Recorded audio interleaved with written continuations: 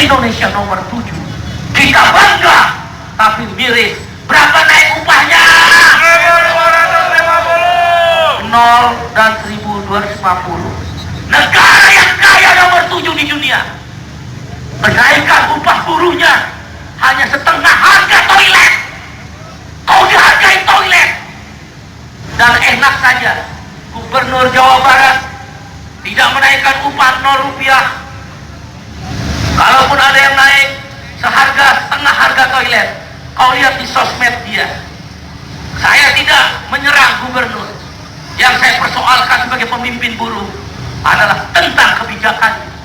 Dia masih bisa main motor besar, dia masih bisa naik motor, dia masih bisa main Twitter, padahal dia memberi upah di negara terkaya nomor 7 di dunia hanya 0 rupiah dan sebesar setengah harga toilet.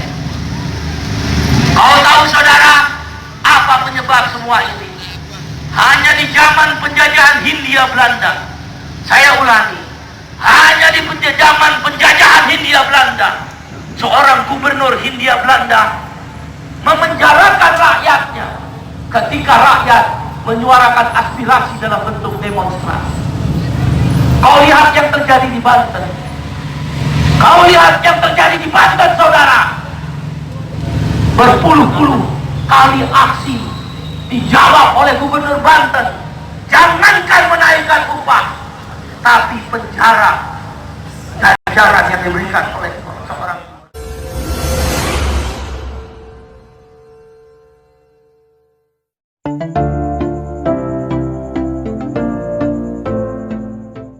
Bersama kita bangkit. Di kantor Gubernur Jawa Barat berpuluh-puluh kali, beribu-ribu massa, berpuluh-puluh ribu massa. Saya mau tanya, ketika kamu meminta kenaikan upah, ada kenaikan atau tidak? Tidak. Ada kenaikan atau tidak? Tidak. Naiknya bahkan 0 rupiah. Kalaulah naik 37.000 di beberapa kabupaten kota di Jawa Barat, beberapa kabupaten kota di Banten, di Jawa Tengah, di Jawa Timur, Kepulauan Riau, Sumatera Utara, di seantero negeri Republik ini, kalaulah naik upah hanya 37.000 rupiah per bulan, 37.000 rupiah per bulan, kita bagi dengan 30 hari, berapa rupiah per harinya?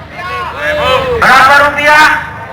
37.000 rupiah dibagi 30 hari, berarti kenaikan upah hanya 1.250 perak. Berapa? Berapa? 1.250 rupiah. Saya mau tanya sama kamu, hei kaum buruh, hei kaum buruh, saya mau tanya, kalau kau pergi ke toilet di terminal bis, berapa bayarnya? Berapa bayarnya? Berapa bayarnya? Naik upahnya berapa? Mukamu kaum buruh dihina oleh pemodal. Kita kaum buruh, kita kelas pekerja telah dihina oleh para pemilik modal, dihina oleh para menteri tenaga kerja dan menteri-menteri terkait, dihina oleh DPR. Ketika pemilu, mereka datang kepadamu meminta suaramu agar memilih mereka. Ketika pemilu selesai, mereka punggungi kelas pekerja. Berapa naik upahnya? Ke toilet berapa? Ke toilet berapa? Jahanam negeri ini. Saya ILO governing body, saya berkantor di Geneva atas izin Allah dan dukungan kamu semua buruh sedunia, termasuk buruh Indonesia, termasuk SPSI. Saya keliling dunia, tidak ada pernah cara menghina kaum buruh oleh pemerintah dan DPR-nya seperti itu. Bagaimana mungkin negara terkaya nomor 7 di dunia? Kau tahu, Indonesia negara terkaya nomor 7 di dunia. Makanya Indonesia masuk yang disebut G20. G20 itu government 20. Apa itu Government 20, negara terkaya 20 di dunia. Nomor 1 Amerika, nomor 2 Cina, nomor 3 Jerman, dan seterusnya, dan seterusnya. Kau mau tahu yang kita cintai, negeri yang kita cintai ini, Republik Indonesia, di bawah map apa? Kita hanya di bawah Prancis. Singapura kecil, Malaysia seujung kuku, Australia tidak ada apa-apanya.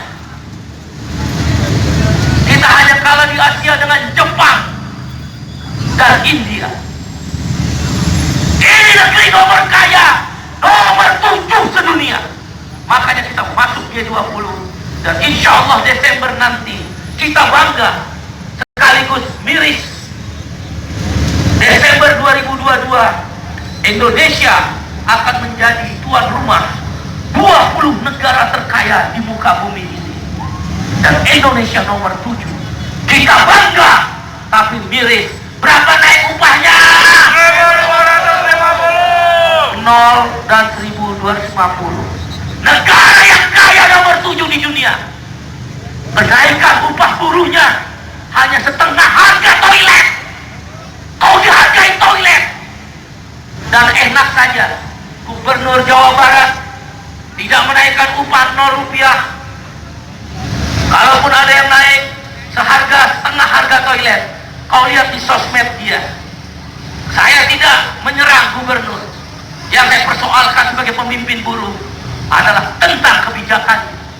Dia masih bisa main motor besar, dia masih bisa naik motor, dia masih bisa main Twitter, padahal dia memberi upah di negara terkaya nomor 7 di dunia hanya 0 rupiah dan sebesar setengah harga toilet.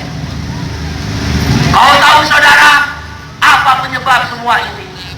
Hanya di zaman penjajahan Hindia Belanda. Saya ulangi, hanya di zaman penjajahan Hindia Belanda, seorang gubernur Hindia Belanda memenjarakan rakyatnya ketika rakyat menyuarakan aspirasi dalam bentuk demonstrasi. Kau lihat yang terjadi di Banten. Kau lihat yang terjadi di Banten, saudara. Berpuluh-puluh kali aksi dijawab oleh gubernur Banten. Jangankan menaikkan upah, tapi penjara ganjaran yang diberikan oleh seorang gubernur. Ketika dia meminta dipilih suaramu, bermanis muka dan berjanji akan mensejahterakan rakyat, termasuk kaum buruh. Ketika selesai pemilihan, penjara adalah bayaran untukmu, padahal kau sedang berjuang menuntut tentang kesejahteraan. Hanya di zaman Belanda, seorang gubernur memenjarakan rakyatnya yang sedang memperjuangkan hak-haknya. Kalaulah ada kesalahan, tak layak seorang gubernur mengganjar kesalahannya dengan penjara bagi para buruh yang berjuang kenaikan upah. Saya mau tanya, yang dari Tangerang, mana Tangerang? Naik gak upahnya? Naik gak upahnya? Kau lihat, bahkan penjara kau bayar, upahmu pun tetap tidak. Kau tahu saudara, wahai para buruh di seluruh Indonesia, hei kaum buruh, hei kaum buruh, penyebabnya adalah Omnibus Law, undang-undang cipta kerja. Turunan salah satu, baru satu pasal dalam Omnibus Law, yaitu pasal upah. Turunlah pemerintah, menteri tenaga kerja yang tak pernah peduli sama buruh, lebih cocok disebut menteri pengusaha. Menteri yang selalu membela kepentingan pengusaha, tak pernah membela kepentingan buruh. Semua aturannya selalu merugikan buruh. Turunlah peraturan pemerintah nomor 36 tahun 2021. Itulah pokok pangkal kenapa upah ini tidak naik, dan kalau tak naik hanya sebesar setengah harga toilet. Kau tahu, tahun depan, tahun lusa, 5 tahun, 10 tahun upah menggunakan PP nomor 36 tahun 2020. Oleh karena itu saudara, saya mau tanya sama saudara, siap melawan Omnibus Law? Saya tak dengar, tak ada suara. Siap melawan Omnibus Law? Siap melawan Omnibus Law? Tunjuk tangannya. Tunjuk tangannya. Yang keras. Teriak yang keras. Teriak yang keras.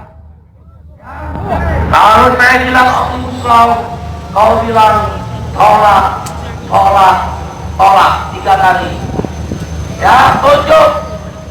Tunjuk nasibmu sedang dipertaruhkan 10 tahun dan naik upah. Yang keras. Kata metal, berdiri. Kau tunjuk.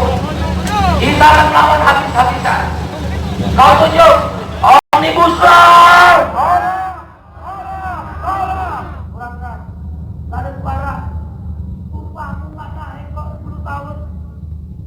Gajimu nggak naik, saudara. Mukamu dihargai setengah harga toilet, masih lemah lagi. Yang keras, Omnibus Law, Omnibus Law, Omnibus Law, Omnibus Law, Omnibus Law, Omnibus Law. Tolak, tolak.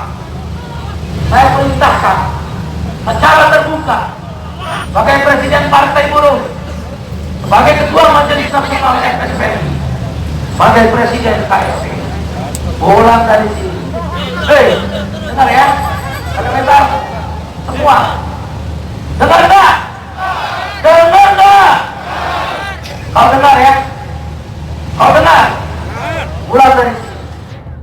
Persiapan perlawanan sekeras-keras. Saya ulangi. Pulang dari sini. Persiapkan dan konsolidasikan perlawanan sekeras-keras. KSP pun akan saya instruksikan. Dan saya minta organisasi yang bersama partai buruh juga akan instruksikan. Pulang dari sini. Pulang dari sini. Kasih tahu anggota. Begitu DPR membahas bersama pemerintah, kami tahu Omnibus Law, kita lakukan kecolongan lagi. Bukan tipu semua. Tukang bohong. Dia bilang akan mendengarkan suara rakyat. Dia bilang akan mendengarkan suara buruh. Bohong. Bohong. Sudah bohong. Sudah nggak usah dipercaya. Tidak usah dipercaya.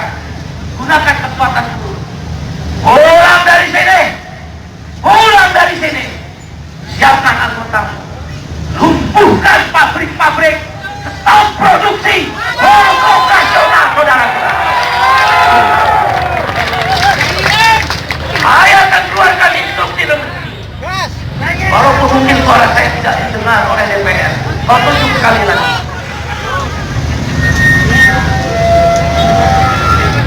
Walaupun di sini suara kita tidak didengar, tidak apa-apa. Suara orang-orang kecil memang tidak pernah didengar. Suara orang-orang tertindas memang tidak pernah didengar. Orang-orang kecil dan tertindas yang bergerak adalah raksasa yang terbang di dalam hidup. SPNI ada 1000, tunjuk. Hei, jangan main HP. Jangan main HP, pulang aja. Jangan main HP, pulang aja.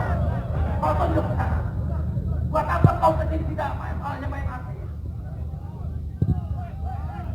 Kau sedang berjuang tentang nasibmu dan anak-anakmu. Kau duduk-duduk lagi. Hei, bangun, jangan duduk. Bangun, jangan duduk. Kau mau berjuang masih duduk. Kau tahu nasib 10 tahun di Jakarta. Negara terkaya nomor 1 di dunia. 20 negara yang menguasai bumi. Saat Reo bumi. Tapi upahnya. Hei, kau tunjuk. Tunjuk. Tunjuk, jangan turun. Kalau kau letih, pulang. Jangan berjuang. Kalau kau tak mau berjuang, pulang. Apa yang kau mau? Kau tunjuk ke sana. Kalau yang tidak mau berjuang, pulang. Saya instruksikan secara terbuka. 1 hari, saya ulangi, 1 hari saja DPR mulai membahas Omnibus Law. Saya ulangi, 1 hari saja DPR membahas Omnibus Law. Upahmu tidak naik.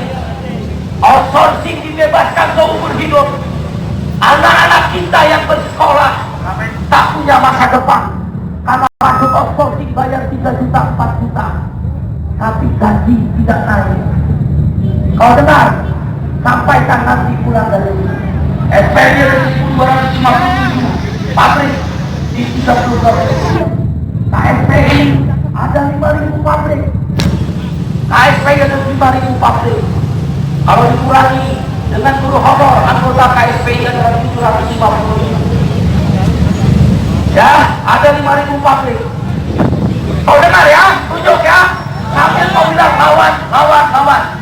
Ya, jangan berhenti lawan-lawan sebelum saya berhenti berbicara. Ayo, 1, 2, 3, lawan. Lawan, lawan, lawan, lawan, lawan, lawan, lawan, lawan, lawan, lawan, lawan, lawan, lawan, terus, yang keras, yang keras, yang keras, yang keras, yang keras.